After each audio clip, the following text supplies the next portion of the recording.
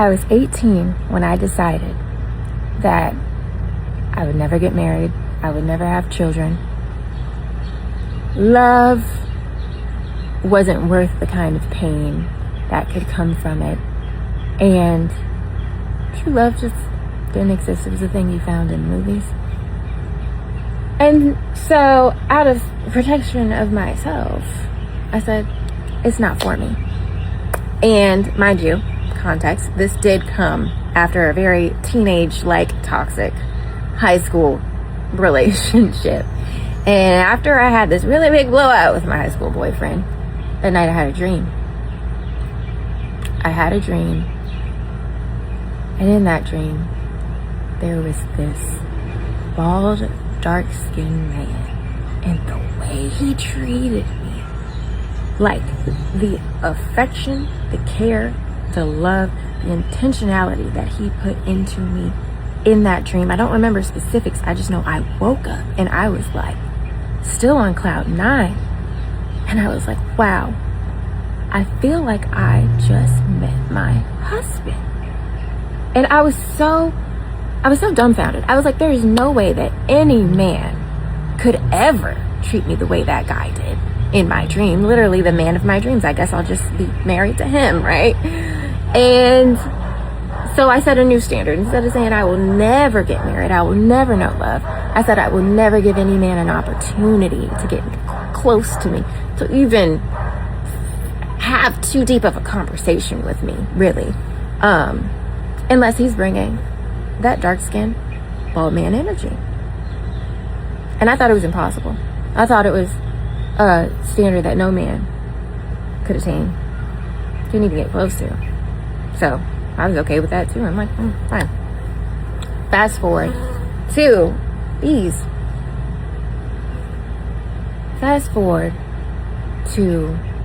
when I met John. Of everyone I had seen up until that point, he was the most mature. Like, things that I saw in him, his ability to not want attention, to be the same person in front of his friends, not in front of his friends. He was just very constant. He reminded me of my granddaddy. And we played like a little cat mouse or whatever, because I was, like I said, off of it completely. But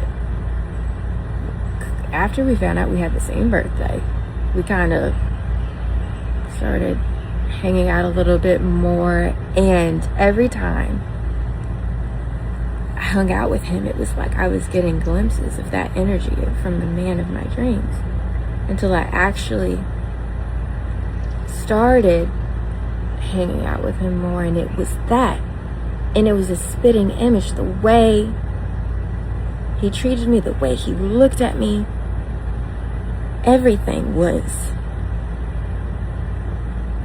it was so strong that I couldn't ignore it. And I knew what I had said to myself. I said I would never give a man a chance unless they came with this energy. And here this guy is coming with this energy. And what do I do? Do I ignore it, or do I go all in? And I went all in. And he stayed the entire time. The entire time he stayed. I never questioned his love for me. Which is so interesting now in this situation I found myself in. So we are basically Siamese twins for years. And then, life starts to happen. And it's mostly him battling his own self. And I've always felt like I have my boundaries. You got to treat me a certain way. And I don't play first, I play only. And so everything that I had gone through with him, I feel like that was just humans are going to be human, and there's a journey, and I'm on this with him, and it was great. But then the pandemic happened. I started having children. We started having children, and this wonderful like romance became heavy laden with responsibility. And by the time we had 4 children and we had settled into his hometown to be near the village to help with the children, so much had happened that, I mean, I had had children. I had been pregnant since 2019. I was either pregnant with a child or nursing a child. So I'm completely, after even like the postpartum, my second pregnancy took me through like, woo, I'm drained. I don't have much to give anyone, not even myself. He is in a space to where, as a man, he has all of this responsibility, and life for both of us is not looking like what we had imagined it to be by now when we first got together. Both being, starving artists in LA, hustling, like making the dreams come true. Like, starving artist is not cute once you start having kids. Like, life became so different, and that's painful. Feeling like, yeah. So anyway, we're both under the weight of our newfound responsibilities. We're not where we used to be. I'm not feeling like he's where he's supposed to be. And I'm not giving myself because I can't, because I need to be in a certain space to do that. He's feeling really dejected and rejected and not wanted, like not, that passionate thing that we had always had. It just wasn't there. And so when people find themselves in a place of unhappiness, they reach for something. They reach for alcohol, they reach for drugs, they reach for distraction. And in that season, he reached for the comfort of feeling wanted by someone else in that kind of passionate way. And like any of our vices, I'm sure it felt good for a while, but then when that's over and you look at what everything is, he left. He left. He just was not there. And he could not tell me what he had done and what it's about to, I guess we'll say, birth. Given who we've always felt like we were, like that, I think I would be offended if he could actually sit like right after and play Usher's Confessions. Like, oh my gosh. So, in a nutshell,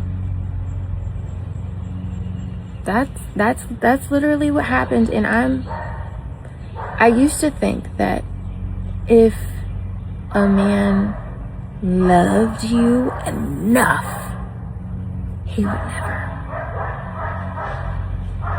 But that's not it. Because I do believe he loved me more than you could actually love a woman. I do. But life is more, it's about, there's more to a person. Like, your love for whomever is not enough to keep you from reaching for the bottle. Your love for your children, if you're feeling a certain way, is not enough to keep you from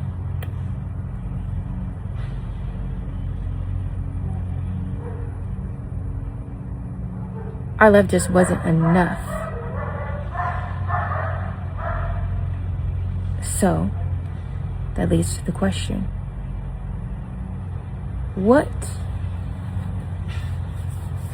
is? How do you have something like that that's not completely destroyed by what we reach for? And I'll tell you what the answer is. Conviction. The most powerful thing in this world is conviction from God.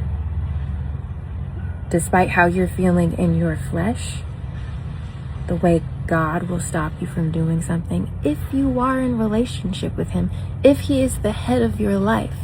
And the relationship, and it's interesting, people make a relationship with God seem like, this rule that a relationship with God is going to keep you from destroying everything you ever really cared about. And that's what this boils down to. And